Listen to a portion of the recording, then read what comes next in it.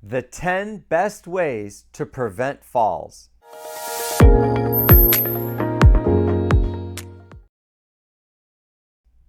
Hi, my name is Doug. I've been a physical therapist for 30 years and I specialize in helping people with balance problems learn to walk again. In this video, I'm going to show you the top 10 ways that you can prevent falls.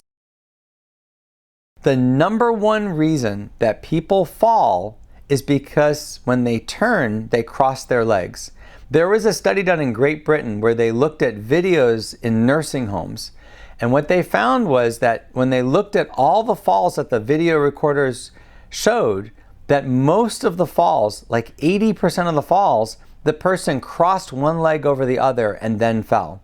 If you're walking and when you turn, you cross your leg over to make the turn, that's a very dangerous thing. And I've seen a lot of clients do that on their first day in my office. So that's something that I work with every client, is teaching them to turn basically with their legs apart. So your feet should never cross when you turn. So if you turn to your left leg starts the turn and is what's lifting off the ground when you make the turn. Your right foot should not cross over your left to turn to the left. You should never cross your other foot over to make a turn because it's highly likely that you'll fall if you do that. And if you practice turning correctly, then a lot of times that will become your habit. So whenever you turn to the right or left, you want to take a wide turn. You want to have your feet apart because that's a way to guarantee that you won't fall. Wearing the right shoes can really improve your balance. Ideally, you're most balanced when you're barefoot. That's because your foot is in the most contact with the ground and there's nothing throwing you off balance. Every little bit that your foot is raised off the ground actually makes you more unstable. A lot of people don't believe me about this. They'll come in my office wearing a slight heel or slippers or sandals, something that doesn't even connect to the back of their heel, and they'll tell me that they actually feel the most balance with those particular shoes on. And time again, I've shown people just by demonstrating it to them that when they're wearing their slippers or their sandals or their loose-fitting shoes or high heels, they're really not as steady. And the way I do that is I have them practice balancing on top of air-filled cushions. And what that does is it throws your balance off and it makes it just harder to balance. And what most people find is that when they're barefoot, it's actually the easiest. So being barefoot is not practical. You can't really walk in the community or around, New York City or any community place barefoot. But you do want to find the perfect shoe, and I can tell you right now what that is. Running shoes and people that manufacture running shoes have just spent millions and millions of dollars researching what's the best shoe to make the heel fully stable and not turning in or turning out when your heel hits the ground first. And because of that, running shoes actually can make your balance better. If you have a pair of running shoes on that's tightly fitting, that's snug on you, that's actually probably the best way to improve your balance. But anything else, whether it's loose-fitting dress shoes or slippers or sandals, they're not really connected to your foot the same way, and they don't really stabilize you when your heel hits the ground, and as a result, it makes you more unsteady. Look at slippers, for example. I live in Hawaii. A lot of people wear slippers, and they insist on wearing slippers. The problem with slippers is, first of all, they're not connected to your heel. So when your heel hits the ground, they're actually loose, and they can be a little bit in or a little bit out, and that can lead to someone tripping and falling. But also, with a slipper, you have to actually push your toes down to keep the slipper bottom from flipping. So if you keep pushing your toes down, you're going to tend to walk more with your toe first when your foot hits the ground, and that actually leads to more balance problems. Another problem that a lot of people have, especially women, is insisting on wearing a heel. If you're having a balance problem and you're wearing a heel, I have to tell you, you're actually making your balance problem worse. Now, of course, really high heels are going to throw anybody off, but I'm talking about even a 1-inch heel actually decreases your balance. Now, there's no real research on this, but I can tell you from doing this with thousands of patients in my office and watching them with heels walk through an obstacle course or walk on something that makes them unsteady, they always feel more steady and more balanced when they're barefoot or when they're wearing a running shoe. One of the things I recommend for people that have had strokes or head injuries and they actually have a problem lifting their toes or keeping their ankle stable is to switch to using a hiking boot. Hiking boots are designed to keep your ankle very stable. So if you have a slight problem with your foot, rather than giving you an AFO brace or some type of orthopedic brace, I'd rather see the patient use a hiking shoe because those are designed for walking long distances throughout the community and throughout their life. And that actually is better over the long term than wearing a brace. Now, sometimes you have to wear a brace because the deformity or the weakness that you have is so great that a hiking boot or some type of shoe isn't going to overcome it. But if you can walk with a hiking boot, that's great, but you have to make sure that you lace up all the laces. Now, if you're having trouble tying your shoelaces, and that's why you're walking with your shoes unlaced or very loosely laced, try to switch to something that has a Velcro strap. A lot of running shoes and a lot of walking shoes come in a model that has a Velcro closure. It's so important that you're wearing a shoe that's snugly fitting, and that can't happen if you're not closing your shoe all the way. Scanning while walking. Scanning is when you both look down in front of you and look up while you're walking. One of the biggest problems that people have when they walk is a tendency to only look down. When you look down, not only is your body weight more in front of you, which can result in a fall, but you also are only seeing the ground right in front of you and not what's up ahead of you. This can easily lead to falls because you might not see an obstacle before it's too late. One of the best ways to overcome this is something called scanning. Scanning is when you look down, but you also look up to see what's in front of you. So when you look down, you're looking at the ground a few feet out in front of you to see for any unevenness or obstacles, but you're also looking out ahead of you to see your surroundings. This gives you much better situational awareness, and studies have shown that scanning can lead to a decrease in falling. Walking with a slight bend in the knee. Whenever you walk, whenever you step forward and put weight on one leg, your knee should not be hyperextended. Some people call this stiff leg walking, and you commonly see it with people that are fearful of falls or who are afraid of putting all of their weight on one leg. Normally when you walk and your heel hits the ground, your knee needs to be between a 5 and 15 degree bend. Whenever you take a step forward and your heel hits the ground, your knee should be at a 5 to 15 degree bend. This is considered a normal walking posture.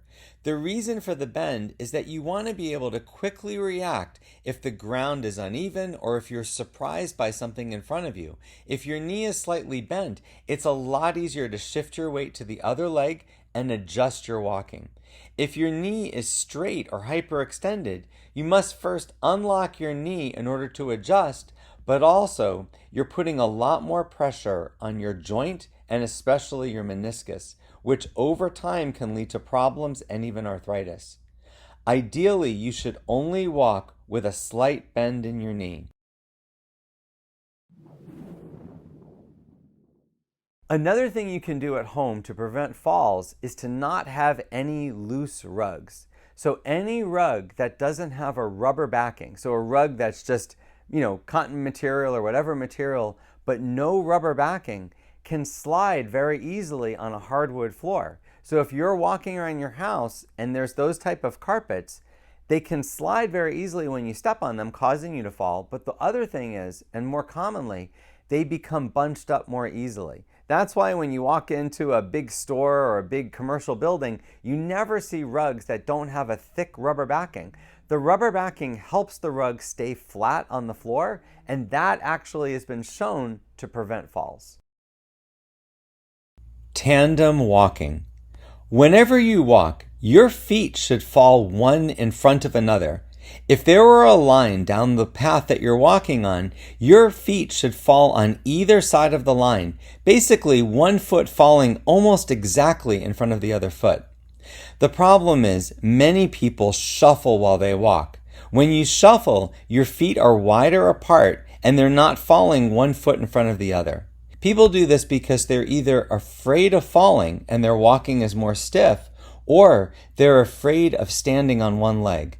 Normally when you walk, you have to balance on one leg to put your other foot in front. This is considered normal walking and is the strategy of walking that allows you to easily adjust to changes in your environment and react if you're at risk of falling. If you watch normal gait, you'll notice that the person is shifting their weight from side to side as they bring one foot in front of the other. When you shuffle walk, you're no longer shifting your weight. Instead, your feet are going further and further apart, and you're not lifting your feet high above the ground.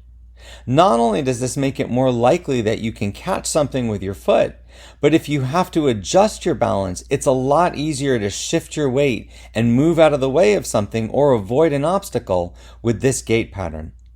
Ideally, the safest way to walk is with a tandem gait pattern, one foot in front of the other. Having a nightlight can definitely prevent falls at night.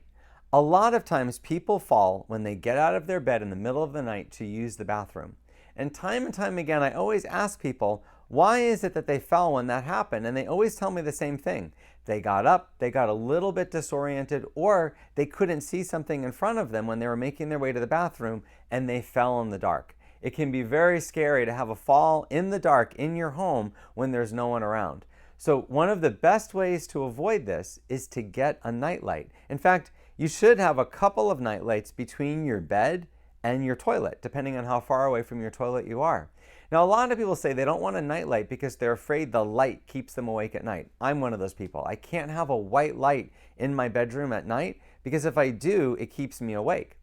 So what I've learned and what science has shown us is that red or green lights don't have that same effect. So you can buy LED nightlights that either have a green or a red LED, and those don't wake you up as much, those don't keep you up at night. They still allow you to see, but you don't have to adjust as much when you open your eyes, so they actually make things safer. One of the problems is when we open our eyes, if there's white light, we have to kind of adjust from black and white to color. That's just how our eyes work. And that process takes a few seconds. And a lot of times people fall right when they get out of bed. So if you use a red or green nightlight with a green or red LED, your eyes don't have to adjust as much. You also don't have to wake up as much to see what's on the ground. And that can actually help you prevent falls. A lot of people walk without an assistive device, but some of them really need to use one. If you're finding that you're not walking as much because you feel unsteady, but you're not using a rolling walker or a cane, you might ask yourself the following question. When I go to the supermarket and I'm pushing the shopping cart, do I feel more steady? If you feel more stabilized, more safe, more balanced when you're pushing a shopping cart than when you're not, then you probably need a rolling walker or a cane. And I know a lot of people might smile when I say that. Some folks might get upset, but it's true. Most people don't feel more stable when they're pushing a shopping cart. I don't. When I walk with a shopping cart, it feels to me the same as when I'm walking. But if you feel a big difference, then what that should tell you is you need something to stabilize yourself, to give you more points of contact with the ground so that you feel steady enough to walk in a normal fashion. And if that describes you, then using a walker or a cane would actually help you because then you'd be able to walk more. One thing to consider is this. If you've slowed your walking down or you're just not walking as much because you're afraid of walking or because you're unsteady, if you use a walker or a cane and it allows you to walk more, your balance might improve enough that you no longer need that walker or cane. Don't look at using a walker as something that you can become addicted to or something that's going to make you worse. It's a fallacy that walkers make people bend forward or walkers make people worse. The truth is, people that need a walker, people that are already bending forward, are already having difficulty with their walking, they're the ones using a walker. So it looks like it's causing it, but actually that's the thing that's helping them. If you use a walker and you can increase your activity level, increase the number of steps you take in a day, you could actually get so much better at walking, your balance could improve so much that you could get rid of the walker, or at least go from a walker to a cane and then to nothing. And I've seen that happen time and time again. But you won't believe how many people refuse to use a walker because they don't want to be seen using that, or they're afraid of it. And then their balance and their walking diminishes because they're just not walking enough.